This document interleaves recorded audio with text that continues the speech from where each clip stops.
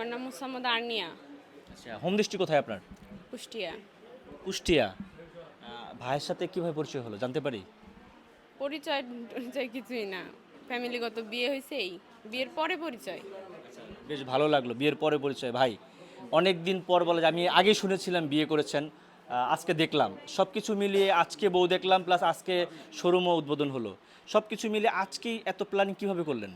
Plan বলতে ভাই এটা আমাদের আজকের শুধু প্ল্যান বলতে যে এরকম প্ল্যান কিছুই না।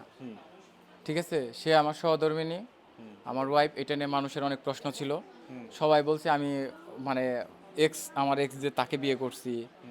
না, উনি মানুষ হিসেবে অনেক ভালো, দয়ালু আর অনেক ফ্রেন্ডলি, কিন্তু যখন রাগ ওঠে তখন বাবারে বাবা, টেকা যায় না। তাই না? 10-এর মধ্যে কত দিবেন? 9.5। 9.5। তার মানে অর্ধেক ছেড়ে দিছে আমাদের জন্য আর কি মনে হয়। না, 9.5-এর মধ্যে যে 5% রাখছে, ওই 5% কেন রাখছে সেটা বলি। হ্যাঁ।